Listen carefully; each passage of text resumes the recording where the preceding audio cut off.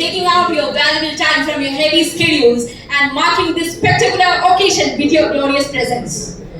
So before moving ahead, I'll introduce myself. My name is Varsha Vijayan and I will be your host for this event. Okay, so can I hear a huge round of applause, everyone? Okay, so this is a very special evening for us, right? Yes, it's a very special news. It's a very good news that we are here to celebrate this auspicious event together as a family. So, well, yes. So this is a very special evening, right? And this event is also very special, isn't it? Yes? Is it? Yes? Alright, this is absolutely a fantastic evening and well, so we all know, right, why we have been gathered here for, right? Yes, we have been gathered here for the grand audio launch ceremony of Bhaskara Bharanam.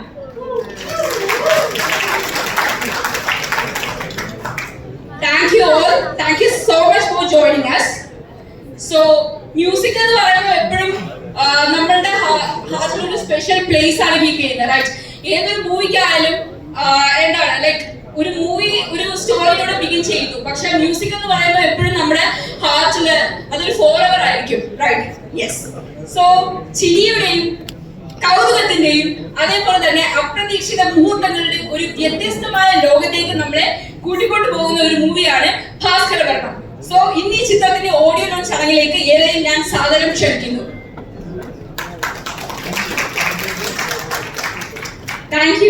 Thank you so much. And well, okay, so well now it's time for the teaser display. So I request to display the teaser on the screen. Teaser display the movie. Please turn off the lights. Adivoli. Yes. Okay, ഈ റെസ്പോൺസിന് ഒരുപാട് നന്ദി. And well, so next ഞാൻ നമ്മുടെ ഭാസ്കർ എന്ന മൂവിയുടെ back bone, protagonist അങ്ങനെ എല്ലാം പറയാം. അദ്ദേഹത്തെ കുറിച്ച് പറയുമ്പോൾ കുറച്ച് കാര്യങ്ങൾ എനിക്ക് പറയാനുണ്ട്. യെസ്, നമ്മുടെ സ്ഫടികം സിനിമയില് നമ്മുടെ ലാലേട്ടന്റെ ചൈൽഡ്ഹുഡ് റോൾ ചെയ്തത് തോമസ് ചാക്കോ ആടുതോമയുടെ ചൈൽഡ്ഹുഡ് റോൾ ചെയ്ത വ്യക്തിയാണ്. പിന്നെ അതിനുശേഷം മെക്സിക്കൻ അപാരത അങ്ങനെ കുറച്ച് സിനിമകൾ ചെയ്തിട്ടുണ്ടായിരുന്നു അദ്ദേഹം. അതേപോലെ തന്നെ ഡയറക്ടറൽ ഡെബ്യൂ അത് തീവ്രം എന്ന മൂവിയിലൂടെയാണ് വന്നത്. അതിനുശേഷം യൂട്യൂബ് റൂട്ടേഴ്സ് എന്ന മൂവിയും ഡയറക്ട് ചെയ്തിരുന്നു. ഇപ്പോൾ നമ്മുടെ ഭാസ്കര ഭരണം മൂവിയിലെ ഡയറക്ടറാണ്, റൈറ്ററാണ്, അതേപോലെ തന്നെ പ്രൊഡ്യൂസറാണ്. അതേപോലെ ഈ മൂവിയില് ഒരു ലീഡ് റോളും ചെയ്യുന്നുണ്ട്. Yes. So I would like to invite Mr. Rupesh Vedan on the stage to speak a few words. Give him a huge round of applause, everyone. So we can speak a few words. ഇവിടെ വന്നിരിക്കുന്ന എല്ലാവർക്കും നന്ദി. ഞങ്ങൾ ഒരു ചെറിയ ഇതെന്റെ മൂന്നാമത്തെ സംവിധാന സംരംഭമാണ്. അപ്പോൾ ചെറിയൊരു സിനിമയാണ്. ഈ പറയുന്നത് പോലെ ഈ ചെറിയ സിനിമ ചെയ്യുമ്പോൾ അതിൻ്റെ പിന്നിലുണ്ടാകുന്ന ഇഷ്ടംപോലെ കഷ്ടപ്പാടുകളുണ്ടല്ലോ. അപ്പോൾ അങ്ങനത്തെ കുറേ കഷ്ടപ്പാടുകൾ തരണം ചെയ്ത് ഞങ്ങൾ എന്താ പറയുക ഈ പറയുന്ന പോലെ ഇവിടെ വരെ എത്തിയിരിക്കുകയാണ്. അപ്പോൾ ഇത് എന്താ പറയുക എനിക്ക് ഭയങ്കര പേഴ്സണലായ ഒരു സിനിമയാണ്. ഇതിപ്പോൾ എന്തുകൊണ്ട് ഒരു ചെറിയ സിനിമ ചെയ്തു എന്ന് ചോദിച്ചാൽ ഈ കഥ ഞങ്ങളിപ്പോൾ കണ്ട ഈ ടീസറിൽ തന്നെ ഒരുമാതിരിപ്പെട്ട അല്ലെന്ന് അറിയാം, ഓൾമോസ്റ്റ് ന്യൂ കമേഴ്സ്. അപ്പോൾ ഈ സിനിമ ഡിമാൻഡ് ചെയ്യുന്നത് പോലെ എസ്റ്റാബ്ലിഷ്ഡ് ആയ ആൾക്കാരെ കാസ്റ്റ് ചെയ്യാൻ പറ്റാത്തൊരവസ്ഥയായിരുന്നു. അപ്പോൾ അതുകൊണ്ട് പുതിയതായിട്ടുള്ള ആക്ടേഴ്സിനെ കണ്ടുപിടിക്കുകയും അവരെ കാസ്റ്റ് ചെയ്യും. അങ്ങനെയാണ് ഈ സിനിമ ഞാൻ നേരത്തെ കൺസീവ് ചെയ്തത്. അപ്പോൾ എനിക്ക് ഇത് സാധിച്ചത് എൻ്റെ പ്രൊഡ്യൂസറായ അറുമുഖം സാറും എൻ്റെ കോ പ്രൊഡ്യൂസേഴ്സായ ദീപക് ദിനേശും ബിനോയ് സി ബാബും ഇവരെല്ലാവരും എൻ്റെ കൂടെ നിന്നുകൊണ്ടാണ്. എനിക്ക് ഏറ്റവും കൂടുതൽ നന്ദി ഉള്ളത് ഈ 3 വ്യക്തികളുടെ. മാത്രമല്ല ഈ സിനിമ ഞാൻ പറഞ്ഞിട്ടുണ്ട് ഒരു ചെറിയൊരു ബഡ്ജറ്റിൽ പ്ലാൻ ചെയ്ത് ചെറിയൊരു സിനിമയായിട്ടാണ് പ്ലാൻ ചെയ്തത്. അപ്പോൾ ഇതിൽ ഏറ്റവും കൂടുതൽ സഹായിച്ചത് എൻ്റെ ടെക്നീഷ്യന്മാരും എൻ്റെ നടന്മാരുമാണ്. എനിക്ക് അവരോടും ഏറ്റവും കൂടുതൽ നന്ദി രേഖപ്പെടുത്തും. പിന്നെ ഈ സിനിമ എല്ലാവർക്കും വിചാരമുണ്ട് ഞാനാണ് നായകൻ. ഞാനല്ല നായകൻ. ഭാസ്കരൻ ആയിട്ട് അഭിനയിച്ചിരിക്കുന്നത് ശ്രീ അജയ് ഭദ്രൻ സാറാണ്. Sir please come. അപ്പോൾ ഇദ്ദേഹമാണ് ഞാൻ ഇതുവരെ എനിക്ക് ഫസ്റ്റ് പോസ്റ്റ് പുറത്തോട്ടിട്ടുണ്ട്. ടീച്ചറിലൊന്നും ഇദ്ദേഹത്തിന് എനിക്ക് പ്ലേസ് ചെയ്യാൻ പറ്റിയിട്ടില്ല. കാരണം സിനിമയിൽ കാണട്ടെ, ലിറിക്കൽ വീഡിയോ കാണുമ്പോൾ ഇദ്ദേഹത്തിന്റെ ഒരു അഭിനയ സംഭവം നിങ്ങൾ എന്തെങ്കിലും കണ്ടിരിക്കും. അപ്പോൾ അജയ് സാറിനെ പറ്റി രണ്ട് വാക്ക് ഞാൻ തുടങ്ങിയിട്ട് ഞാൻ മൈക്കിനോട് കൊടുക്കാം. വേറെ ഒന്നുമല്ല, എന്നെ പണ്ട് കോളേജിൽ പഠിച്ച സാർ. ഈ മനുഷ്യൻ NCC ഓഫീസറായിരുന്നു, കോളേജിലെ പ്രൊഫസറായിരുന്നു, എന്നെ പഠിപ്പിച്ചിട്ടുണ്ട്. പരീക്ഷയ്ക്കൊന്നും പഠിക്കാൻ സമ്മതിക്കില്ല. തുണ്ട് കൊണ്ടുപോയി കഴിഞ്ഞാൽ കറക്റ്റായിട്ട് കണ്ടുപിടിക്കും. അത് എന്തുകൊണ്ടാണെന്ന് വെച്ചാൽ ഞാൻ പഠിച്ച അതേ കോളേജിലാണ് സാറും പഠിച്ച് പിന്നെ പ്രൊഫസറായത്. അതുകൊണ്ട് അവിടെ പഠിക്കുന്ന എല്ലാ കുട്ടികളുടെ എല്ലാ പരിപാടീസും അറിയുന്ന സാറും കൂടി ആയിരുന്നു. അപ്പം അമ്മ ഒരു പണി കൊടുക്കണമെന്ന് ആഗ്രഹം ഉണ്ടായിരുന്നു. ആ പണി ഈ സിനിമയിൽ കൊടുക്കാൻ പറ്റില്ല. അതാണ് സത്യം. ഞാൻ സാറിന് കൊടുക്കുന്നത്.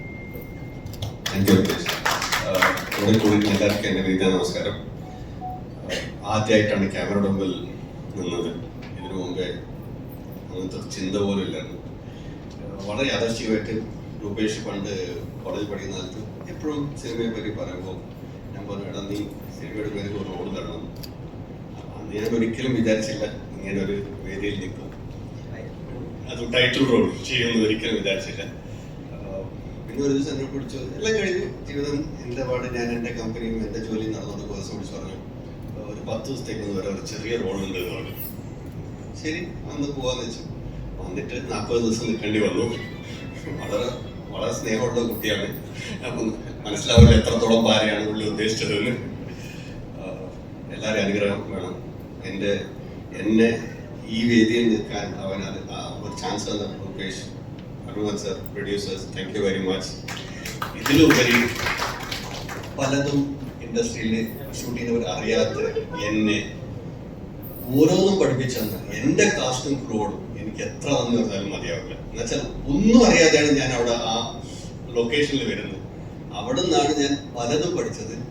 ഓരോരുത്തരുടെ പേര് പറയുന്നത് എനിക്ക് 1/2 മണിക്കൂർ വേണം. എല്ലാവരുടെയും നന്ദി പറയാൻ രേഖപ്പെടുത്തും. Thank you very much.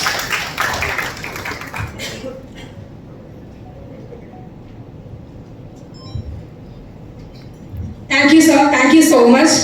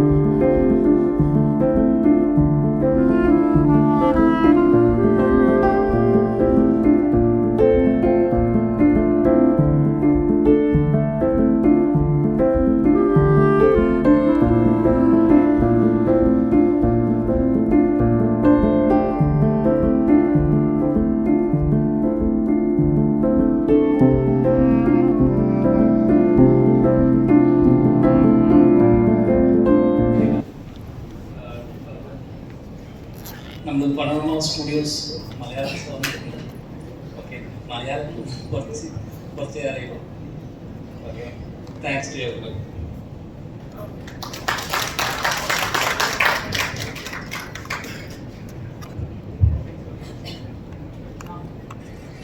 മൂന്ന് വർഷം തിയേറ്ററിൽ കണ്ട സിനിമ ഗംഭീര സിനിമയാണ്. പക്ഷെ ഇത് ശരിക്കും പറഞ്ഞാൽ ഞാൻ പോലും അറിയാതെ ഇത് ഡാർക്ക് കോമഡി എന്ന് പറഞ്ഞിട്ട് കണ്ട ജനങ്ങൾ എസ്റ്റാബ്ലിഷ് ചെയ്ത് നല്ല കാര്യം. ഇതിൽ ഹ്യൂമർ ഉണ്ട്, എലമെന്റ്സ് ഓഫ് ഡാർക്ക്നെസ് ഉണ്ട്. പക്ഷേ മോർ ഭയങ്കര ഇമോഷണൽ ലവ് സ്റ്റോറിയാണ് between a father and son. അപ്പോൾ അത് കൂടാണ്ട് ഈ പറയുന്ന പോലെ ഇതിൽ ബാക്കി കുറേ ക്യാരക്ടേഴ്സ് ഉണ്ട്.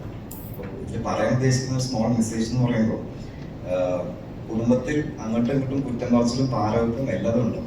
പക്ഷേ ഈ പറയുന്നത് പോലെ ഒരു പ്രശ്നം ഉണ്ടായി കഴിയുമ്പോൾ കുടുംബം ഒറ്റക്കെട്ടായിട്ട് നിൽക്കുന്നു എന്ന് പറയുന്ന ചെറിയൊരു സിനിമയാണ്.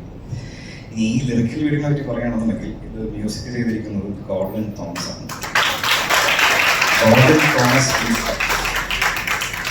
ഗോർഡൻ തോമസ് പറ്റി പറയുകയാണെന്നുണ്ടെങ്കിൽ ഇദ്ദേഹം ഈ പറയുന്ന പോലെ സംഭവം അധ്യായം 1 നമ്മളെല്ലാവരും കണ്ട സിനിമയാണ്.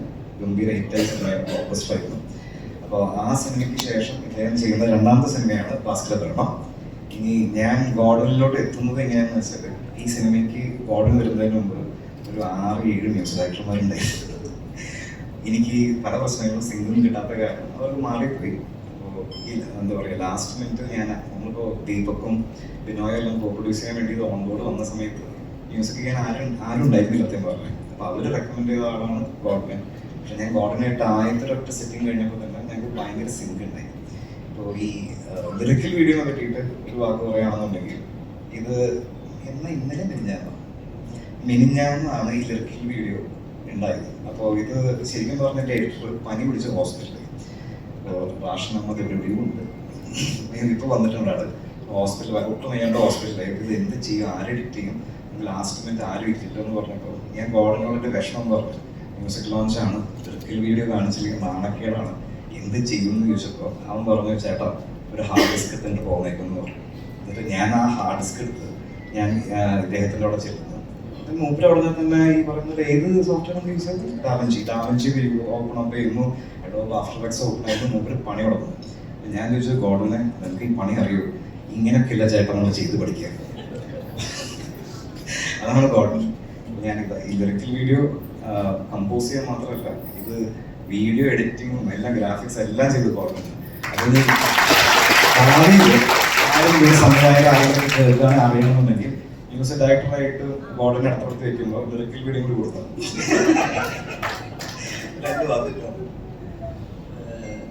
ആദ്യം തന്നെ രൂപേഷേട്ട, ദീപക്കേട്ട, സാർ എല്ലാവർക്കും നന്ദി. രൂപേഷേട്ടൻ പറഞ്ഞ പോലെ തന്നെ ഫസ്റ്റ് ഞങ്ങൾ ടീസറായിരുന്നു ചെയ്തത്. ടീസറിന്റെ മ്യൂസിക് ചെയ്യാൻ എന്നെ തന്നു. ഞങ്ങൾ 2 ദിവസം ഇങ്ങനെ ഇരുന്നു, ഒന്നും ആയില്ല. 2 ദിവസം കഴിഞ്ഞ് രൂപേഷേട്ടനെ വിളിച്ച് കേൾക്കാൻ വേണ്ടി വരാൻ പറഞ്ഞു. ചേട്ടൻ വന്നു കഴിഞ്ഞിട്ട് കുറച്ച് നേരം ഒന്ന് പുറത്തിരിക്കും ചോദിച്ചു. ചേട്ടൻ പുറത്തിരുന്നു. പിന്നെ അകത്ത് വന്നിട്ട് ചേട്ടൻ ഇങ്ങനെ കാണിച്ചു. അന്ന് തൊട്ട് ഞങ്ങൾ സിങ്കായി. അത് പിന്നെ വർക്ക് നന്നായിട്ട് പോകുന്നുണ്ട്. ചേട്ടൻ പറഞ്ഞ പോലെ നമ്മുടെ ഫസ്റ്റ് ടീച്ചർ വന്നു കഴിഞ്ഞപ്പോൾ മോഹിനിയാട്ടത്തിൻ്റെ ഒരു പറഞ്ഞു. പക്ഷെ അങ്ങനെയല്ല, ഇതിനകത്ത് എല്ലാ ജോണറുകളും ഉണ്ട്. എല്ലാ ജോണർ എന്ന് പറഞ്ഞാൽ 5 മിനിറ്റ് കൂടുമ്പോൾ ജോണർ ഷിഫ്റ്റ് ആയിക്കൊണ്ടിരിക്കുക. അതാണ് ഇപ്പോഴത്തെ ഏറ്റവും വലിയ പ്രത്യേകത. ഗോർഡൻ കൊണ്ടുവന്ന ടെർമിനോളജിയാണ്. ഇപ്പോൾ ഇത് സിനിമയിൽ ആദ്യമായിട്ടായിരിക്കും 5 മിനിറ്റ് കൂടുമ്പോൾ ജോണർ ഷിഫ്റ്റ് ചെയ്തുകൊണ്ടിരിക്കും. അപ്പോൾ പുതിയൊരു ടെർമിനോളജി മൂപ്പറിനോടൊന്നും ഇതൊരു ജോണർ ഷിഫ്റ്റിംഗ് മൂവിയാണ്. അപ്പോൾ എന്തായാലും ജൂൺ 26 തിയേറ്റർ റിലീസാകുമ്പോൾ നിങ്ങൾക്ക് എല്ലാവർക്കും മനസ്സിലാവും ഞങ്ങൾ എന്താണ് ചെയ്തു വെച്ചിരിക്കുന്നത്. എൻ്റർടൈൻമെൻ്റ് ആണ് തീർച്ചയായിട്ടും. ഞാൻ രണ്ടുപേരും കൂടി ഈ സ്റ്റേജിലോട്ട് വായിക്കണം. ഈ പാട്ട് പാടിയ ഫൗസിയ, നാരായണൻ. ഫൗസിയനെ പറ്റി ഗോർഡൻ ഒരു വാക്ക് പറയും, അതിനെ പറ്റി ഞാൻ പറയും. ഫൗസി എനിക്ക് ചെറുപ്പം തൊട്ട് അറിയാവുന്നതാണ്. ഫൗസിനെ ഞാൻ ആദ്യം സംഭവത്തിൽ, നമ്മുടെ സംഭവം അധ്യായം 1-ന്റെ എൻട്രൻസ് സോങ് ഫൗസിനെയാണ് പാടിയത്.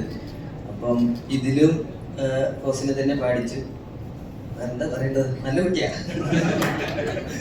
ഭയങ്കര ടാലന്റഡ് ആയ കുട്ടിയാണ്. അതായത് ഈ പറഞ്ഞ പോലെ തന്നെ ഞങ്ങൾ എന്താ പറയുക, ട്രാക്ക് ഈ കേട്ട ട്രാക്ക് ഉണ്ടല്ലോ, ഇത് അത്ര എളുപ്പമല്ല പാടും. അപ്പോൾ ഇത് ഞാനിങ്ങനെ ഗോഡൻ ചോദിച്ചു, പാട്ടെല്ലാം കൊള്ളാം, ആര് പാടുമെന്ന് ചോദിച്ചു. അപ്പോൾ ഞങ്ങളിങ്ങനെ വേറെ കുറേ പേരുകൾ ഇങ്ങനെ ക്രോസ് ചെക്ക് ചെയ്തെല്ലാം ചെയ്തു. പക്ഷേ അവസാനം ഗോഡൻ പറഞ്ഞു, ഞാൻ ഈ സംഭവത്തിൽ പാടിയ കുട്ടികളെ കൊണ്ടുവരട്ടെ. ഞാൻ പറഞ്ഞു നല്ലതല്ല, കൊണ്ടുവന്ന് ട്രൈ ചെയ്യുമെന്ന് പറഞ്ഞു. അങ്ങനെ ട്രൈ ചെയ്തിട്ട് ഒരു എക്സ്പെരിമെൻ്റ് ആയിട്ട് പോകാതിട്ട്. കാരണം എനിക്ക് തോന്നുന്നില്ല നാഗപ്പാട്ട് ട്രാൻസിൽ ഇതേപോലെ ചെയ്തിട്ടുണ്ട്. It's very nice. ഈ അരുൺ കെ നാരായണനെ പറ്റി പറയുകയാണെങ്കിൽ ഇദ്ദേഹമാണ് ഈ വരികൾ എഴുതിയത്, ലിറിസിസ്റ്റാണ്. ഇദ്ദേഹത്തെ ഞാൻ ആദ്യം പരിചയപ്പെടുന്നത്, ഇദ്ദേഹമാണ് തീവ്രം. ഞാൻ ആദ്യം സംസാരിച്ച തീവ്രത്തിൽ ലിറിസിസ്റ്റ്. അപ്പോൾ ഈ പറയുന്ന പോലെ അദ്ദേഹം തീവ്രത്തിന് ലിറിക്സ് എഴുതിയതിനു ശേഷം നാട് വിട്ടു. പിന്നെ ഞാൻ കണ്ടിട്ടേ ഉണ്ടായിരുന്നില്ല. വർഷങ്ങൾക്ക് ശേഷം, അത് ഈ സിനിമയുടെ ലിറിക്സ് ആരെക്കൊണ്ട് എഴുതിക്കും. നമ്മുടെ കയ്യിൽ അർഷദ് എന്ന് പറഞ്ഞിട്ട് നമ്മുടെ സുഹൃത്തുണ്ട്, ഗോഡന്റെ എന്താ പറയുക ടീമിലുള്ള പയ്യന. അദ്ദേഹം എന്താ പറയുക 2 ലിറിക്സ് എഴുതിയിട്ടുണ്ട് 2 പാട്ടിൻ്റെ. അപ്പോൾ ഈ സിനിമയുടെ എസ്പെഷ്യലി ഇപ്പോൾ ഞങ്ങൾ ടൈം ലൈൻ ഭയങ്കര സമയമില്ലാത്തതുകൊണ്ട് പുറത്തുനിന്ന് ഒരാളെ ഇൻവൈറ്റ് ചെയ്യാന്ന് പറഞ്ഞപ്പോൾ ആ സമയത്ത് അയാളോട് ഇൻസ്റ്റാഗ്രാമിൽ എനിക്ക് മെസ്സേജ് അയച്ചു, എന്തൊക്കെയുണ്ട് ബ്രോ, എത്ര നാളായി കണ്ടിട്ട്. അപ്പോൾ ഞാൻ കറക്റ്റ് സമയം ആളെന്ന് പറഞ്ഞിട്ട് അങ്ങനെയാണ് ഇവനെ കൊണ്ട് 2 പാട്ട് ലിറിക്സ് എഴുതിച്ചത്. അപ്പോൾ അതാണ് അലങ്കാരം. ഇതിന് മുമ്പ് ചെയ്തത് ഞാൻ സംവിധാനം ചെയ്ത തീവ്രമാണ്, 2ാമത്തെ സിനിമയാണ് ഈ പറയുന്ന ഭാസ്കർ. 2 വാക്ക് പറയും. First of all, thank you for inviting me to this movie. ഇതില് ഭാഗമാകാൻ പറ്റിയത് വലിയ ഭാഗ്യം. ഇതിനു മുമ്പ് തീവ്രം ചെയ്തപ്പോഴും ഇത് ചെയ്തപ്പോഴും ഒരു കോമൺ ഫാക്ടർ ഉണ്ട്. ഇതിന് എനിക്ക് തന്ന സമയം വളരെ വളരെ ചുരുക്കമാണ്. അതൊരു രൂപേഷ് സ്റ്റൈലിൽ എന്ന് വേണമെങ്കിൽ പറയാം. വിളിച്ചിട്ട് എത്ര സമയം വേണമെങ്കിൽ എടുത്തോ, നാളെ രാവിലെ കൂടി അതാണ് രൂപേഷിന്റെ ഒരു സ്റ്റൈൽ. പക്ഷേ ഈ പാട്ട് ഇപ്പോൾ നിങ്ങൾ കേട്ട പാട്ട് അത് വൺ ഓഫ് എ കൈൻഡ് ആണ് ഇപ്പോൾ ഇൻഡസ്ട്രിയിൽ പറയുകയാണെങ്കിൽ. ഒരു നാഗം പാട്ട് പിന്നെ അല്ലെങ്കിൽ കുടുംബം പാട്ടിന്റെ ഒരു ട്രാൻസ് വേർഷൻ അത് ചെയ്യുന്നത് ഭയങ്കര ചലഞ്ചായിരുന്നു. അത് പക്ഷെ ആ പാട്ട് കേട്ടപ്പോൾ ഉണ്ടായൊരു സന്തോഷം, ഇത് ചെയ്യാൻ പറ്റുന്നല്ലോ എന്നുള്ളൊരു സന്തോഷമായിരുന്നു. കാരണം നിങ്ങളിത് കേൾക്കുമ്പോൾ നിങ്ങൾക്ക് മനസ്സിലാവും അതൊരു ട്രാൻസ് മൂഡാണ്, വളരെയധികം എന്താ പറയുക ആ ഒരു വൈബിലേക്ക് പോകുന്ന ടൈപ്പ് ഒരു പാട്ടാണ്. അപ്പോൾ അത് ചെയ്യാൻ ചാൻസ് തന്നതിന് വളരെ വളരെ നന്ദിയുണ്ട്. പിന്നെ ഇനിയൊരു പാട്ടും കൂടി വരുന്നുണ്ട്, അതും എഴുതാനുള്ള ഒരു ഭാഗ്യം കിട്ടി. Thank you.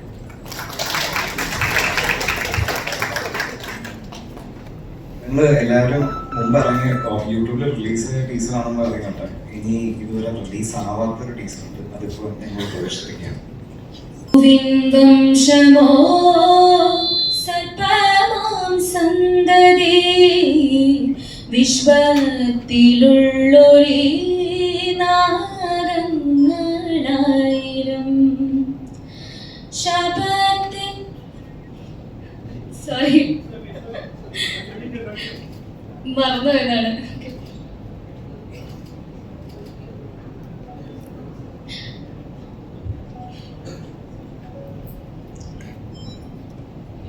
രണ്ട് മിനിറ്റ് വെയിറ്റ് ചെയ്യുന്നുണ്ട്, കുഴപ്പമില്ലല്ലോ.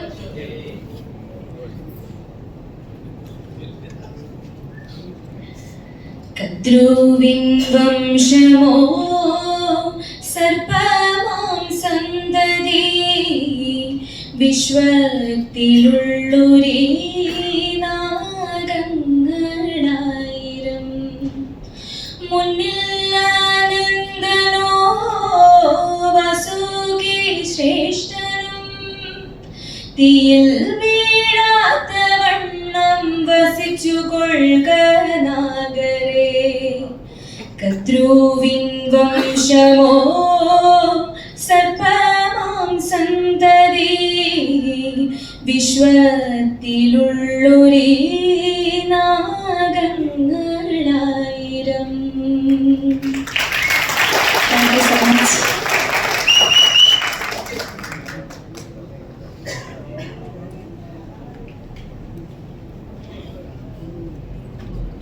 Thank you Fauzia. എങ്ങനെയുണ്ടായിരുന്നു ഫൗസിയയുടെ പാട്ട്? നന്നായിരുന്നില്ലേ? ഓക്കെ, ഈ സെയിം പാട്ട് ഒന്നും കൂടെ ഒന്ന് പ്രദർശിപ്പിക്കണം. നമസ്കാരം, ഒരുപാട് സന്തോഷം.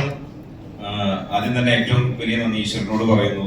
കാരണം രൂപേഷിന് ഈ സിനിമയിലെ വേലായുധൻ എന്ന് പറയുന്ന ഒരു കഥാപാത്രം എന്നെ ഏൽപ്പിക്കാൻ തോന്നിയതിന്. കുറെ കാലം രൂപേഷിന്റെ കൂടെ ഉണ്ടായിരുന്നു. യൂട്യൂബ് പ്രൊഡക്റ്റിലാണ് ഞാൻ രൂപേഷിന്റെ കൂടെ ആദ്യം അഭിനയിക്കുന്നത്. അത് കഴിഞ്ഞ് ഞങ്ങൾ ഇങ്ങനെ കുറെ എഴുത്തും പരിപാടികളൊക്കെ ആയിട്ട് രൂപേഷിനെ സഹായിച്ചൊക്കെ കൂടെ ഉണ്ടായിരുന്നു. മേ ബി ആ ഒരു സ്നേഹം കൊണ്ടും പിന്നെ നമ്മുടെ ഒരു പരിപാടിയൊക്കെ മനസ്സിലായത് കൊണ്ടുമായിരിക്കും വേലായുധൻ എന്ന് പറയുന്നത്. കാരണം ഞാനത് അത്ര എടുത്തു പറയാൻ കാരണം ഒരുപാട് ലേയേഴ്സിലൂടെ സഞ്ചരിക്കുന്ന ഒരു കഥാപാത്രമാണ് വേലായുധൻ എന്ന് പറയുന്നത്. ഈ അച്ഛന്റെയും മകന്റെയും ഇടയിലുള്ള പ്രശ്നങ്ങൾക്കൊക്കെ മുഖ്യ കാരണം ഒരു പക്ഷേ ഈ വേലായുധനായിരിക്കും. നമുക്ക് സിനിമ കാണുമ്പോൾ മനസ്സിലാവും. അപ്പോൾ അത്രയും രസമുള്ള ഒരു കഥാപാത്രം എന്നെ ഏൽപ്പിച്ചതിന് രൂപേഷിനോട് ഒരുപാട് ഒരുപാട് നന്ദി. പിന്നെ ഇവിടെ വന്നിട്ടുള്ള എല്ലാവർക്കും എസ്പെഷ്യലി ആദ്യം തന്നെ ഒരു നന്ദി പറയാണ്. ഞങ്ങളുടെ ഈ ഒരു ചടങ്ങിലേക്ക് വന്ന് ഞങ്ങളുടെ ഈ ഒരു സിനിമയെ സപ്പോർട്ട് ചെയ്യുന്നതിന് എസ്പെഷ്യലി വന്നിട്ടുള്ള സുഹൃത്തുക്കൾ ആൻഡ് മീഡിയ ടീംസ് എല്ലാവരോടും ഒരുപാട് ഒരുപാട് ഒരുപാട് നന്ദി പറയുന്നു. പിന്നെ ഈ സിനിമയെ ഇത്രത്തോളം എത്തിച്ച ആദ്യം തന്നെ അറുമുഖം സാറിന്റെ ആ ഒരു യെസ് ഇല്ലായിരുന്നെങ്കിൽ ഒരു പക്ഷേ ഭാസ്കരനും ഭരണവും ഒക്കെ തുടങ്ങുമായിരുന്നു എന്ന് നമുക്ക് അറിയില്ല. അപ്പോൾ സാറിന്റെ ആ യെസ്സിൽ നിന്ന് ഞങ്ങൾ തുടങ്ങി. ഞങ്ങൾ നന്ദി എന്ന് പറയുന്നത് വാക്കുകൊണ്ടല്ല, എല്ലാവരും നല്ല രീതിയിൽ തന്നെ ഈ സിനിമയ്ക്ക് വേണ്ടിയിട്ട് ഹാർഡ് വർക്ക് ചെയ്തിട്ടുണ്ട്. രൂപേഷ് അടക്കമുള്ള ഈ സീനിന്റെ പിറകിലുള്ള എല്ലാവരും. അതുപോലെ ഇതിന്റെ നമ്മൾ ഈ സിനിമ ഇങ്ങനെ മുന്നോട്ട് പോയപ്പോണ്ടായ പല പ്രതിസന്ധി ഘട്ടങ്ങളിലും വന്ന് അവസാനം ഇപ്പോ പേര് പോലെ തന്നെ ഗുഡ് ഫെല്ലാസ് നമ്മുടെ കൂടെ നിൽക്കുകയാണ്. ദീപക്കിനും ബിനോയ്ക്കും ഒരുപാട് സ്നേഹവും നന്ദിയും ഈ അവസരത്തിൽ ഞാൻ പ്രത്യേകം എടുത്തോളാം. അത് പറയാതെ പോയി കഴിഞ്ഞാൽ അതൊരു വലിയ തെറ്റായി പോകും എന്ന് തോന്നിയത് കൊണ്ടാണ്. അപ്പൊ ഗുഡ് ഫെല്ലാസ് ഇല്ലെങ്കിൽ ഇപ്പൊ ഇങ്ങനൊരു ഈ ഇത്രയും വലിയൊരു അവസ്ഥയിലേക്ക് നമ്മുടെ ഭാസ്കരഭരണം എത്തില്ലായിരുന്നു. അപ്പൊ അതിന് ഒരുപാട് സന്തോഷം. പിന്നെ ഈ ടീമിൽ കൂടെ വർക്ക് ചെയ്ത ഒരുപാട് പേരുണ്ട്. നിങ്ങൾ ഇനി പരിചയപ്പെടും. ഞാൻ പ്രത്യേകം പേരെടുത്ത് പറയുന്നില്ല. ഇതിന്റെ DOP ആയിട്ട് ആർട്ട് ആയിക്കോട്ടെ, കോസ്റ്റാർസ് ആയിക്കോട്ടെ, അങ്ങനെ ഒരുപാട് പേരുണ്ട്. അപ്പൊ ഒരു നല്ല ഫാമിലി എന്റർടൈനർ ആണ് ഭാസ്കരഭരണം എന്ന് ഞാൻ എടുത്ത് ഒന്നും കൂടി പറയുകയാണ്. അതിൽ നേരത്തെ പറഞ്ഞ ഗോഡ്വിൻ കണ്ടെത്തിയ പോലെ ഒരു ജോണർ ഷിഫ്റ്റ് ഉള്ള രീതിയിൽ നല്ല രസകരമായിട്ട് മുന്നോട്ട് പോകുന്ന നിങ്ങളെ രസിപ്പിക്കുന്ന ഒരു സിനിമയായിരിക്കും. അപ്പോ ഈ കാണുന്ന ഈ സപ്പോർട്ട് കൂടുതൽ ആളുകളിലേക്ക് എത്തട്ടെ. ജൂൺ 26-ാം തീയതി തിയേറ്ററിൽ നമുക്ക് ഇതിന്റെ ഒരു റിസൾട്ട് നല്ല രീതിയിൽ കിട്ടട്ടെ. നമുക്ക് എല്ലാവർക്കും സന്തോഷിച്ച് ഇതിനേക്കാൾ നല്ല കൈയടി അന്ന് കിട്ടട്ടെ എന്ന് പ്രാർത്ഥിക്കുന്നു. Thank you very much. Thank you so much sir. ഒരു നല്ലൊരു കൈയടി കൊടുക്കാമോ sir? Thank you. Okay, so അടുത്തതായി നമ്മുടെ ചിത്രത്തിൽ അഭിനയിച്ചിരിക്കുന്ന പാർവതിയെ ഞാൻ വേദിയിലേക്ക് ക്ഷണിക്കാണ്. Please come forward Parvathi. പാർവതിക്ക് നല്ലൊരു കൈയടി കൊടുക്കാമോ? Thank you. എല്ലാവർക്കും നമസ്കാരം. എൻ്റെ ജീവിതത്തിൽ ആദ്യമായിട്ടാണ് ഇന്നത്തെ ദിവസം. എനിക്ക് വളരെ പുതുമയുള്ള ദിവസമാണ്. ഞാൻ കുറേ മീഡിയാസിനെ ഫേസ് ചെയ്യുന്നു. ഇപ്പോൾ ഈ ഓഡിയോ ലോഞ്ചും എല്ലാം എനിക്കൊരു പുതിയ അനുഭവമാണ്. ഞാൻ ഭയങ്കര ഹാപ്പിയാണ്, ഭയങ്കര ബ്ലെസ്ഡാണ്. അപ്പോൾ അതിനെല്ലാം എനിക്ക് അവസരം ഒരുക്കി തന്ന എൻ്റെ ചേട്ടൻ രൂപേഷ് ചേട്ടന് ഒരുപാട് നന്ദി. എൻ്റെ കരിയർ സ്റ്റാർട്ട് ചെയ്യുന്നത് തട്ടിമുട്ടിയിലാണ്. റോസമ്മ എന്ന കഥാപാത്രമാണ്. അത് തന്ന എന്താ പറയുക, എൻ്റെ ഗുരുസ്ഥാനീയനായ ഗോപാല മനോജ് സാറിനെ ഓർക്കണം. അതിനുശേഷം ഞാൻ മേനക 2 ചെയ്തു, മണവിൽ മനോരമയുടെ. പിന്നെ ആലപ്പുഴ ജിംഖാന, ധീരൻ, ദേവദാസ് ഷാജിത് സാറിൻ്റെ ധീരൻ ചെയ്തു. അതിനു മുന്നേ ഞാൻ എന്താ പറയുക ഭാസ്കരഭരണം ചെയ്തിരുന്നു. പക്ഷെ ഇതേപോലെ തന്നെ ഇങ്ങനത്തെ ഒരു പ്രതിസന്ധി ഘട്ടങ്ങളിലൊക്കെ ഇരിക്കുന്ന സമയത്ത് ഞങ്ങളിങ്ങനെ സെൽഫ് ഇവാലുവേറ്റ് ചെയ്യണം. സിനിമ എന്നത് ഇപ്പം ഈ നിമിഷം വരെ സിനിമ എന്നത് ഭയങ്കര നമുക്കൊട്ട് പ്രെഡിക്റ്റ് ചെയ്യാൻ പറ്റില്ല. അതായത് സഹായം വന്ന വഴികളും എന്താ പറയുക, അതൊക്കെ ഞങ്ങൾക്ക് ആ ഒരു നൈറ്റൊക്കെ ഞങ്ങൾക്ക് മറക്കാൻ പറ്റില്ല. രൂപേഷനെ വിളിച്ച് പറയണം നമ്മൾ ഓണായി വീണ്ടും എന്ന് പറയുന്ന സമയത്ത് ഭയങ്കര സന്തോഷം, ഭയങ്കര നന്ദിയായിരുന്നു. അപ്പം ഞാനിവിടെ വന്നപ്പോൾ തൊട്ട് ഞാൻ ദീപകേട്ടനെയും വിനോദ് ചേട്ടനെയും ഞങ്ങളിങ്ങനെ അന്വേഷിക്കായിരുന്നു. അമംഗ സാറെ ഞങ്ങൾ ഓൾറെഡി അറിയായിരുന്നു. അപ്പോൾ ദീപകേട്ടനെ അന്വേഷിക്കായിരുന്നു. കാരണം എന്ന് വെച്ചാൽ ആ ഒരു യെസ് അത് വലിയൊരു ഷിഫ്റ്റാണ് ഞങ്ങൾക്ക്. അതേപോലെ തന്നെ കുറേ നാൾക്ക് ശേഷം ഞങ്ങളുടെ ക്രൂ മെമ്പേഴ്സിനെ കാണുന്നത് വളരെ സേഫായിട്ടുള്ള, വളരെ സമാധാനപരമായിട്ടുള്ളൊരു ക്രൂ ആയിരുന്നു ഞങ്ങളുടേത്. ഭയങ്കര ഹാപ്പി ആയിരുന്നു. അതുകൊണ്ട് തന്നെ എല്ലാവരും കാണുമ്പോൾ എനിക്കൊരു ഭയങ്കര സന്തോഷവും ഒരു വാമത്തൊക്കെ ഫീൽ ചെയ്തിരുന്നു. അപ്പോൾ പാട്ട് കേട്ട സമയത്ത് ഭയങ്കര സന്തോഷം. അതൊക്കെ രണ്ടാമത്തെ വട്ടം കഴിയുമ്പോൾ നമ്മൾ അറിയാതെ നമ്മൾ കൈയടിക്കുകയാണ്. അതിൻ്റെ ഒരു ഫീലും അടിപൊളിയായിരുന്നു. ഫൗസിയ നന്നായിരുന്നു, ചേട്ടൻ വളരെ നന്നായിരുന്നു. അപ്പോൾ ദൈവത്തിനോട് നന്ദി പറയുന്നു. June 26 each and every members, ഞങ്ങളുടെ ക്രൂവിൽ വർക്ക് ചെയ്ത എല്ലാവരുടെയും ജീവിതം നല്ല രീതിയിൽ മുന്നോട്ട് പോട്ടെ ഞങ്ങൾ പ്രാർത്ഥിക്കുകയാണ്. നിങ്ങളെല്ലാവരും അനുഗ്രഹിക്കുക, ഞങ്ങളെ സപ്പോർട്ട് ചെയ്യുക. ചേട്ടൻ പറഞ്ഞ പോലെ കൊച്ചു സിനിമയാണ്. ഇപ്പോൾ സ്റ്റാർ കാസ്റ്റ് നോക്കിയിട്ടല്ല ആരും സിനിമ വരുന്നത്. പക്ഷെ എന്നിരുന്നാലും ഞങ്ങൾ പറയാണ്, ഞങ്ങൾ സപ്പോർട്ട് ചെയ്യുക, അനുഗ്രഹിക്കുക. Thank you so much. ഇതിൽ വളരെ പ്രധാനപ്പെട്ട 3 ടെക്നീഷ്യൻസിനെ പരിചയപ്പെടുത്തുന്നുണ്ട്. ഈ സിനിമയിലെ ട്രെൻഡ്സ് ആരെങ്കിലും നോക്കിയാൽ മനസ്സിലാവും. അതിൽ ഒരു ബറ്റാലിയൻ സ്ത്രീകൾ ടെക്നീഷ്യൻസ് ആയിട്ട് വർക്ക് ചെയ്തു. അതായത് ഇതിന്റെ ക്യാമറ ചെയ്തിരിക്കുന്നത് കുമരപുരമാണ്.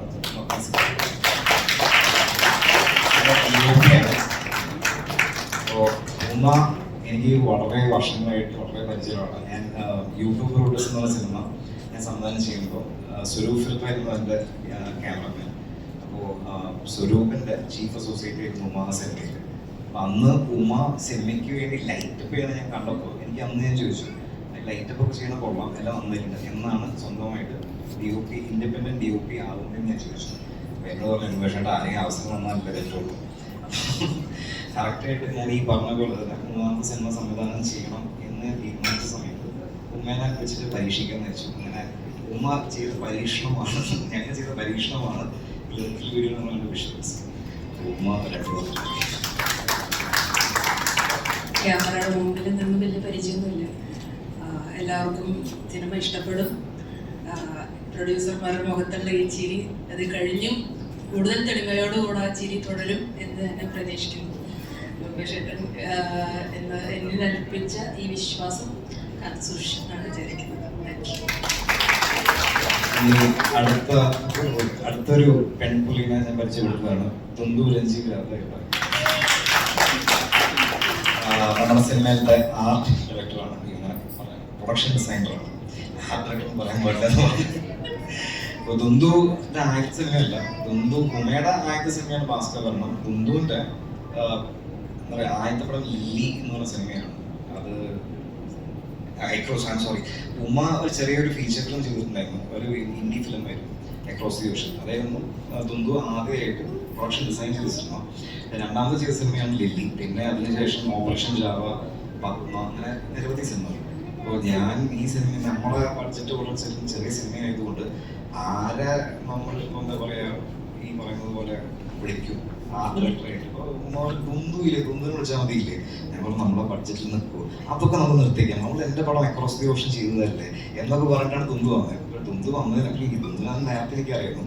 ഞാൻ മെക്സിക്കൻ ഭാഗത്തിലെ സെറ്റ് വെച്ചിട്ട് ആദ്യമായിട്ടാണ് ഞാൻ ദുന്ദുവിനെ കാണുന്നത്. അന്ന് ദുന്ദു ചീഫ് എന്താ പറയുക അസോസിയേറ്റ് ആർട്ട് ഡയറക്ടറായിരുന്നു. അപ്പോൾ അന്നും ഇതേപോലെ തന്നെ ഉമ്മയുടെ അടുത്ത് ചോദിച്ചു കുറേ ആയില്ലേ ഇൻഡിപെൻഡൻ്റ് ആയിക്കൂടെ. അപ്പോഴും ഈ പറയുന്ന പോലെ എൻ്റെ ആദ്യത്തെ പുറത്ത് ഞാൻ സംവിധാനം ചെയ്യുന്ന പുറത്തേക്ക് അവസരം കൊടുക്കാൻ പറ്റിയില്ല.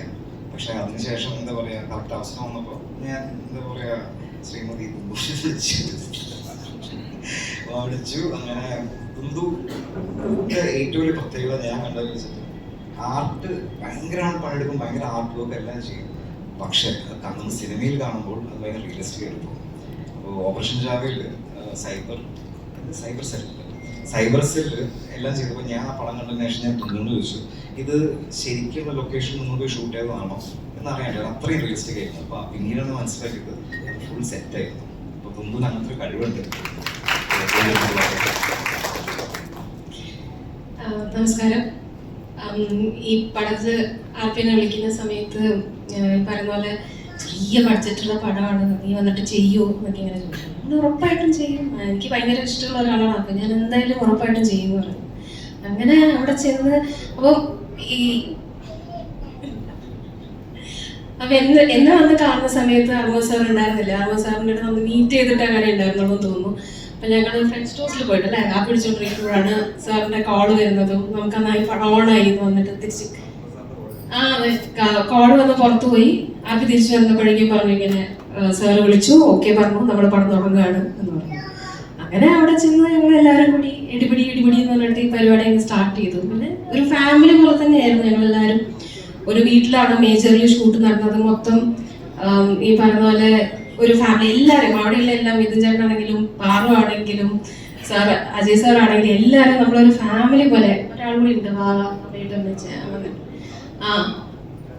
ഓക്കെ. അപ്പോൾ നമ്മളെല്ലാവരും ഒരു ഫാമിലി ആയിട്ട് ആണ് ഇത് ചെയ്തത്. അവിടെ ആ വീട്ടിലുള്ള ഒരു അംഗത്തെ പോലെ 35-40 ദിവസം അങ്ങനത്തെ ഒരു എക്സ്പീരിയൻസ് ആയിരുന്നു. പക്ഷെ ഒരു എന്റർടൈനർ ആയിരിക്കും. ഇപ്പൊ പറഞ്ഞ പോലെ ഈ 5 മിനിറ്റ് കൂടുമ്പോഴുള്ള ഈ ഷിഫ്റ്റ് സംഭവിക്കുന്നത് കൊണ്ട് തന്നെ ഭയങ്കര ഇൻട്രസ്റ്റിംഗ് ആയിട്ടാണ് ഇതിന്റെ കഥ പോയിരിക്കുന്നത്.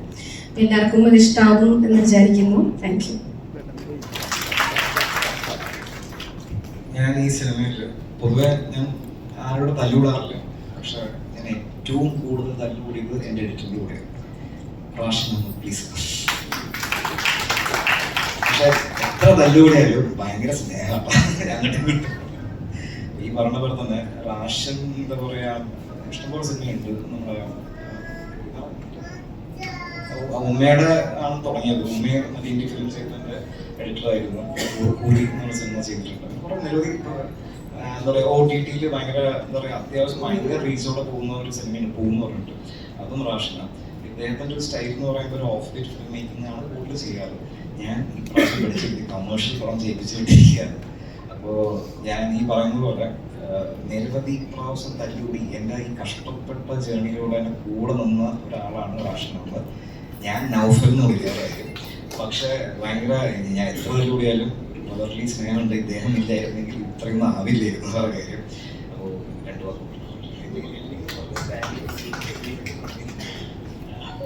ഫസ്റ്റ് ടൈം ആണെങ്കിൽ സ്റ്റേജിൽ നിൽക്കുന്നത് ആക്ച്വലി ഇൻഡസ്ട്രിയിലാണ് ഇപ്പോൾ. അത് കാരണം അവസാനം ജൂൺ 26 റിലീസ്. എല്ലാവരും കാണണം, സപ്പോർട്ട് ചെയ്യാം. Thank you. ഫസ്റ്റ് ടൈം വിളിച്ച് ഉമ്മയുടെ പോസിറ്റീവ് വേഷം ഫിലിമിൽ ഞാൻ വർക്ക് ചെയ്തിട്ടുണ്ടായിരുന്നു എഡിറ്ററായിട്ട്. അങ്ങനെയാണ് ഉമ്മയായിട്ട് പരിചയം. അതിന് ആ സമയത്ത് രൂപേഷേട്ടൻ ഇങ്ങനെ ഒരു പടം ചെയ്യുന്നുണ്ടെന്ന് പറയുന്നു. രൂപേഷേട്ടൻ വിളിക്കുന്നു, രൂപേഷേട്ടൻ വിളിക്കുന്നു, രൂപേഷ് പിതാമരെ വിളിക്കുന്നു പറയുന്നു. എന്തിനാ വിളിക്കുന്നതെന്ന് അറിയണ്ടായില്ല. ജസ്റ്റ് അങ്ങനെ വിളിച്ച് ആ രീതിയിൽ അവിടെ നിന്ന് ഇവിടെ വരെ ഇങ്ങനെ നിൽക്കുന്നു. ഞങ്ങളത് അത്യാവശ്യം നല്ലപോലെ ചെയ്തു വെച്ചിട്ടുണ്ട്. പടം എല്ലാവർക്കും ഇഷ്ടപ്പെടും എന്ന് വിശ്വസിക്കുന്നു. Thank you. നമ്മുടെ മ്യൂസിക്കൽ ടീമിലൊന്നും ഞാൻ ഈ സിനിമ സംഭവം ഒക്കെ എന്നോട് വർക്ക് ചെയ്ത എൻ്റെ പിള്ളേരുണ്ട്. ഞാൻ ഉറങ്ങാത്ത പോലെ തന്നെ ഇവരും എന്നോട് ഉറങ്ങായിരിക്കും. അതുപോലെ പാട്ടുപാടിയുണ്ട്. ഞാൻ എല്ലാവരും വിളിക്കാം. ആദ്യം അഷ്കി,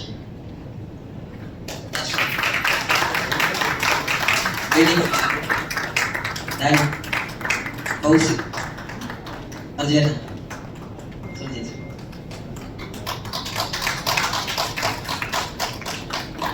ഇവരാണ് എൻ്റെ കൂടെ കട്ടക്ക് നിൽക്കുന്ന എൻ്റെ ടീം. ഞാൻ ഓരോരുത്തരെ പരിചയപ്പെടുത്താം. ഇത് സോണി ചേച്ചി. സോണി ചേച്ചി ഈ പടത്തിൽ പാടിയിട്ടുണ്ട്. സോണി ചേച്ചിനെ ഞാൻ ഈ പടത്തിലാണ് പരിചയപ്പെടുന്നത് രൂപേഷേട്ടൻ വഴി. അതുപോലെ തന്നെ അർജുൻ ബ്രോ. അർജുൻ ബ്രോയെ ഞാൻ അസാധ്യ സിംഗറാണ്. ആള് ഈ പടത്തിൽ പാടിയിട്ടുണ്ട്. ഇവരൊരു സർപ്രൈസ് സോങ് ഉണ്ട്, അത് അടിപൊളിയായിരിക്കും. ഇത് ഡാനി, ആളിൻ്റെ അസിസ്റ്റന്റ് ആണ്. അതുപോലെ തന്നെ ആള് ഇതില് പാടിയിട്ടുമുണ്ട്. ആഷിക്കും എൻ്റെ അസിസ്റ്റന്റ് ആണ്. സംഭവം തൊട്ട് എൻ്റെ കൂടെ ഉണ്ട്. അർഷദ്. ഇവരാണ് എൻ്റെ പാട്ടുകളുടെ ലിറിക്കൊക്കെ എഴുതുന്നത്. അതുപോലെ തന്നെ കമ്പോസിഷനിൽ നല്ലപോലെ തന്നെ ചെയ്യുന്ന ആളാണ്. ഇവര് സംഭവം തൊട്ട് സംഭവമല്ല, അർഷദ് ശരിക്കും ഫൗസിയുടെ ബ്രദറാണ്, ചേട്ടനാണ്. അപ്പൊ ചെറുപ്പം തൊട്ടേ അറിയാം. ഇത് ഗനി, ആളെൻ്റെ കൂടെ അസിസ്റ്റന്റ് ആയിട്ട് പ്രോഗ്രാമറാണ്.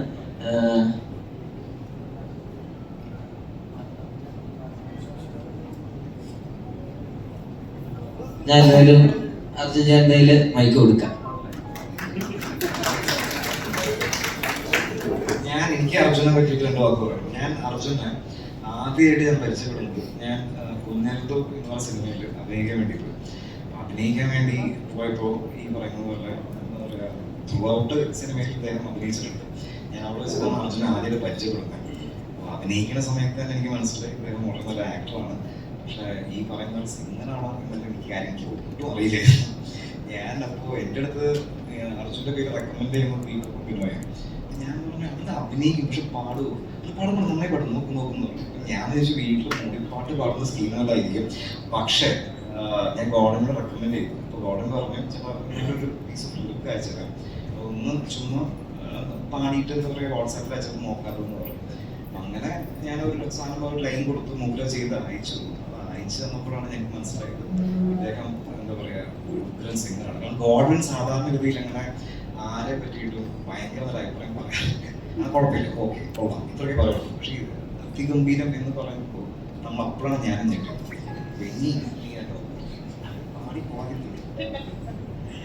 എല്ലാവർക്കും വലിയൊരു നമസ്കാരം. വളരെയധികം സന്തോഷം. കാരണം അപ്പോൾ പറഞ്ഞു കൊടുക്കുകയാണെങ്കിൽ കഥ പോലെ പറയേണ്ടി വരും. അപ്പോൾ ഇദ്ദേഹത്തെ എനിക്കറിയാം കുഞ്ഞൽത്തോ സിനിമ ചെയ്യുമ്പോൾ തൊട്ട്. ശേഷം പിന്നെ പടങ്ങളൊന്നും വലിയ കാര്യമായിട്ട് അങ്ങോട്ട് മറക്കാത്തതുകൊണ്ട് ഞാൻ പിന്നെ പാട്ടായിട്ട് തുടങ്ങാതെ വെച്ച് പാട്ട് പാടി തുടങ്ങി. പിന്നെ അപ്പൊ അങ്ങനെ പാട്ട് പാടി വന്ന സമയത്ത് ഞാനൊരു സിനിമ ചെയ്യുണ്ടായി. ആ സിനിമയുടെ ഡിസ്ട്രിബ്യൂഷൻ എടുത്തത് ഗുഡ് ഫെലോസ് ആണ്. അങ്ങനെ ഞാൻ അവരായിട്ട് കമ്പനി ചെയ്യും. അങ്ങനെയായിട്ട് അവരെ പിന്നെ എന്നെ ഇൻസ്റ്റാഗ്രാമിലും ഫേസ്ബുക്കിലൊക്കെ ഫോളോ ചെയ്തപ്പോൾ എൻ്റെ പാട്ട് അവർ കേൾക്കാൻ തുടങ്ങി. അങ്ങനെ വന്നതാണ് എനിക്ക് പടത്തിലെ പാട്ട്. അത് അപ്പൊ എനിക്ക് മനസ്സിലായി എന്തെങ്കിലുമൊക്കെ പണി എപ്പോഴെങ്കിലൊക്കെ ചെയ്തുകൊണ്ടിരുന്ന എവിടെയെങ്കിലുമൊക്കെ ആ പണി എവിടെയെങ്കിലൊക്കെ കിട്ടിക്കൊണ്ടിരിക്കുന്നു മനസ്സിലായി. അപ്പോൾ അതില് വലിയ സന്തോഷം. താങ്ക് യു സോ മച്ച് ദീപക്കേട്ടന്, ബിനോയ്ക്കും വലിയൊരു നന്ദിയായി തന്നെ. പിന്നെ എല്ലാവർക്കും നന്ദി. ഗോഡ്വിനായാലും ചേട്ടനായാലും എല്ലാവർക്കും നന്ദി. നല്ലൊരു പാട്ട് പാടാൻ പറ്റി. പാട്ടുകാരനാവണമെന്ന് ഭയങ്കര ആഗ്രഹമാണ്. ഇതിനിടയിൽ എൻ്റെ അടുത്ത് റെക്കോർഡ് ചെയ്തുകൊണ്ടിരിക്കുമ്പോൾ ചേട്ടൻ ഇടയിൽ ചോദിച്ചു, നിനക്ക് ഈ പാട്ടുകാരനാണോ അതോ ആക്ടർ ആവണമെന്ന് ചോദിച്ചു. അപ്പൊ ഞാൻ പറഞ്ഞു ആക്ടറെ പോലെ പാട്ട് പാടി അഭിനയിച്ച് എങ്ങനെയെങ്കിലൊക്കെ ജീവിച്ചോളാം എന്ന് പറഞ്ഞു. രണ്ടും ചെയ്തോളാം. അങ്ങനെയൊക്കെ ചെയ്യാൻ പറ്റണമെന്ന് വലിയ ആഗ്രഹമുണ്ട്. കൂടാതെ ഈ പടം ഹിറ്റ് ആവണമെന്ന് എനിക്ക് ഭയങ്കര ആഗ്രഹമുണ്ട്. കാരണം ഈ ചേട്ടൻ എൻ്റെ അടുത്ത് പറഞ്ഞു, എടാ ഈ പടം ഇറങ്ങി ഒരു ഇരട്ടി പൈസ കിട്ടിയാൽ മതി. ഈ പടത്തിന്റെ ഇറങ്ങിയ കയ്യിൽ നിന്ന് പോയ പൈസ ഒരു ഇരട്ടിയും കൂടി കിട്ടിയാൽ മതി, അല്ലേ? കിട്ടിക്കഴിഞ്ഞാൽ എന്നെ കൊതിപ്പിച്ചാണെന്നറിയില്ല, അടുത്ത പടത്തിൽ നിനക്ക് റോളുണ്ട് എന്ന് പറഞ്ഞു. അപ്പൊ അന്ന് തൊട്ട് ഞാൻ പ്രാർത്ഥിക്കുകയാണ് ഈ പടം വിജയിക്കാൻ വേണ്ടി, എന്നാലേ എനിക്കൊരു പടം കിട്ടുള്ളൂ. അപ്പോ ഓൾ ദി ബെസ്റ്റ് ടീമിന് എല്ലാവർക്കും ഓൾ ദി ബെസ്റ്റ്. ഞാൻ എൻ്റെ കൂടെ പാടി സോണിക്ക് ഞാൻ സംസാരിക്കാനുണ്ടോ? എല്ലാവർക്കും നമസ്കാരം. ഇതെന്റെ 7ാമത്തെ സിനിമയാണ് ഞാൻ പാടുന്നത്. Thank you so much Rupesh ചേട്ടാ. ഈ സിനിമയിൽ ഫസ്റ്റ് തന്നെ ഞാൻ ഒരു ചെറിയൊരു പോർഷൻ ഡബ് ചെയ്യാനാണ് ഇതിൽ ജോയിൻ ചെയ്യുന്നത്. അത് കുറച്ച് മുൻപ്. പിന്നെ ഇപ്പം ലാസ്റ്റ് വീക്കാണ് ചേട്ടൻ വിളിച്ചിട്ട് ഇങ്ങനെ ഒരു ചെറിയൊരു പാട്ടുണ്ട്, പാടാൻ പറ്റുമെന്ന് ചോദിക്കുന്നു. ഒരുപാട് സന്തോഷം ഭാസ്കരവർണ്ണത്തിന്റെ ടീമിൽ ഈ ഒരു പ്രൊജക്റ്റിൽ ഭാഗമാകാൻ കഴിഞ്ഞതിൽ. Thank you so much. അതുപോലെ ഗോഡ്വിൻ്റെ സോൾഫുൾ ആയിട്ടുള്ള ഒരു മെലഡിയാണ് അർജുൻ ചേട്ടൻ്റെ കൂടെ പാടിയത്. അപ്പം ഓൾ ദി വെരി ബെസ്റ്റ് സിനിമയ്ക്കും എല്ലാ മെമ്പേഴ്സിനും താങ്ക് യു സോ മച്ച്.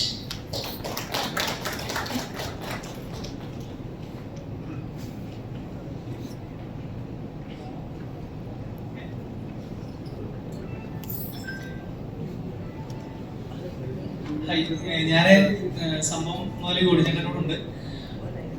അല്ല, അതിന് മുന്നേ ഉണ്ട് മ്യൂസിക് ഡയറക്ഷൻ അസിസ്റ്റ് ചെയ്യാനായിട്ട് സംഭവം മുതലുണ്ട്.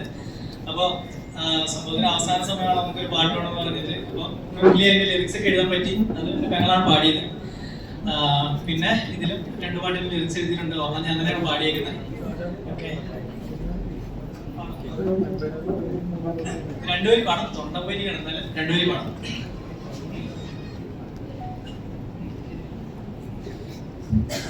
വിട പറയാതെ പോകയോ ഇരുളല പോലകന്നുവോ പുലരൊളി മാഞ്ഞു പോകയോ ഇരുകര പോലകന്നുവോ നീ പിരിയെ ദൂരമേറെ മായവേ പാഴ്വനമായി മൂകമാകവേ രാമഴ തോരാതിരമ്പിടുമ്പോഴും അറിയാതെരിയും കനലായ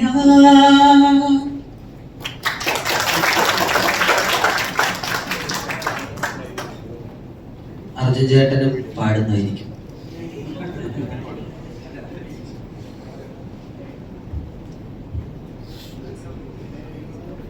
താങ്കളുടെ ചേച്ചി ഇവിടെ വന്നിട്ടുണ്ട്, ശ്രീ ചേച്ചിക്ക് അറിയില്ല നീ പാടുന്ന കാര്യം. അറിയോ? പറഞ്ഞല്ലേ പുതുതായി. ഓക്കെ, അപ്പോ ചേച്ചിക്ക് വേണ്ടിയിട്ട്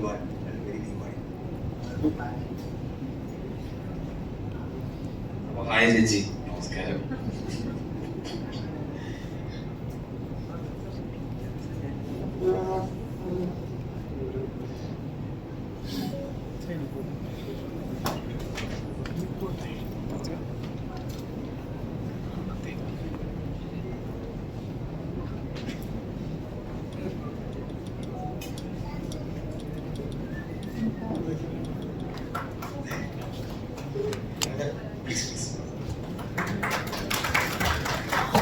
എനിക്ക് ഒട്ടും വയ്യ.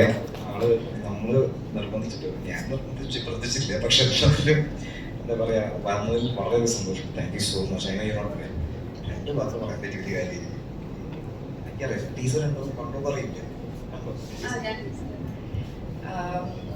നമസ്കാരം. രൂപേഷ് ഇങ്ങനെ ഞാൻ വിളിച്ചില്ല എന്നൊക്കെ പറയണത് വെറുതെ കേട്ടോ. ഇന്ന് തന്നെ ഒരു അതെ കുറെ കോളുകൾ നോക്കിയിട്ടുണ്ട്. എനിക്ക് പനി ഒന്ന് മാറി ഞാനൊന്ന് ഫ്രഷ് ആയിട്ട് വരുന്നതേ ഉള്ളൂ. രൂപേഷിന്റെ ഈ ഒരു പുതിയ ഫിലിമിന് എല്ലാവിധ ആശംസകളും നേരുന്നു. ഇതില് അർജുൻ ചെറിയൊരു ഭാഗവാക്കായിട്ടുണ്ട് എന്നുള്ളത് എൻ്റെ അടുത്ത് കഴിഞ്ഞ ദിവസം ഇങ്ങനെ സൂചിപ്പിക്കുകയുണ്ടായി. അപ്പോൾ എനിക്ക് തോന്നുന്നു ഇത് നിന്റെ ആദ്യത്തെ ഓക്കെ. അപ്പൊ ഇതിനു മുന്നേ ഫിലിംസിൽ പാടിയിട്ടുണ്ട്. ഒരു ഫിലിം. ഇത് രണ്ടാമത്തെയാണോ? ഇത് രണ്ടാമത്തെയാണ്. നിങ്ങൾ തന്നെ വിചാരിക്കരുത് എനിക്ക് തന്നെ ഒരു ക്ലാരിറ്റി ഇല്ല ഇതിന്റെ കാര്യത്തിലൊന്നും കേട്ടോ. നമ്മളൊക്കെ ഒരു ഒറ്റ വീട്ടിൽ നിന്ന് തന്നെയാണ്. പക്ഷെ ഈ പറയുന്ന പോലെ ഇത് മുന്നേ എപ്പോഴും പാടിയതാണ്. എനിക്ക് തോന്നുന്നു കുറെ നാളുകൾക്ക് ശേഷം, കുറെ വർഷങ്ങൾക്ക് ശേഷമാണ് ഇപ്പോൾ ഈ ഒരു ഫിലിം. ഭാസ്കര ഭരണം. എല്ലാവിധ ആശംസകളും നേരുന്നു. ഞാൻ ടീസർ കണ്ടു. പ്രോമിസിംഗ് ആയിട്ടുള്ളൊരു ടീസറായിട്ടാണ് എനിക്ക് ഫീൽ ചെയ്തത്. സോ ഇനി 26-ാം തീയതി റിലീസ് വരികയാണ്. അപ്പോൾ ഓൾ ദ ബെസ്റ്റ് എല്ലാവർക്കും ഇതിൽ വർക്ക് ചെയ്ത ആക്ടേഴ്സ്, ടെക്നീഷ്യൻസ് എല്ലാവർക്കും എല്ലാവിധ ആശംസകളും നേരുന്നു. ഗംഭീര വിജയമായിട്ട് എന്ന് ആശംസിക്കുന്നു. ചെറിയ പടങ്ങളാണെങ്കിലും പ്രേക്ഷകര് അതിൻ്റെ കണ്ടന്റ് ആണല്ലോ. സോ അത് നല്ല രീതിയിൽ സ്വീകരിക്കട്ടെ എന്ന് നമുക്ക് പ്രാർത്ഥിക്കാം. All the best. Thank you. നമ്മൾ മ്യൂസിക് ലോഞ്ച് ഒഫീഷ്യലി ലോഞ്ച് ചെയ്തിട്ടുണ്ട്. സർപ്രൈസ് അർമ്മം സർ, നമ്മുടെ സിനിമയിലെ കാസ്റ്റ് ആൻഡ് ക്രൂ എല്ലാവരും please come on stage. Reveal ചെയ്യാൻ പോവാണ്. ഇത് പ്ലീസ് സർ എല്ലാവരും ടെക്നീഷ്യൻസും എല്ലാവരും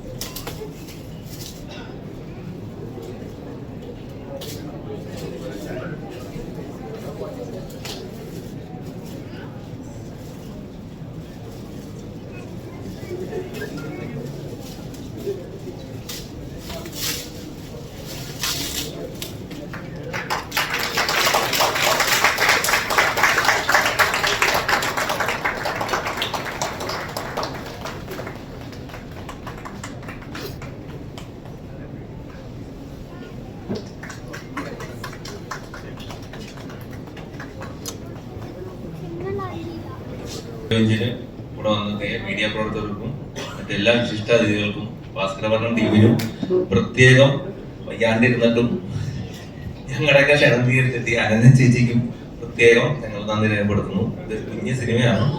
എല്ലാവരുടെ സപ്പോർട്ടും സഹകരണം ഉണ്ടാവണം. ഈ സിനിമ ജൂൺ 26-ാം തീയതി റിലീസാണ്. അപ്പൊ എല്ലാവരുടെയും പ്രാർത്ഥനകളും ഉണ്ടാവണമെന്ന് പറഞ്ഞ് ഞാൻ നിർത്തുന്നു.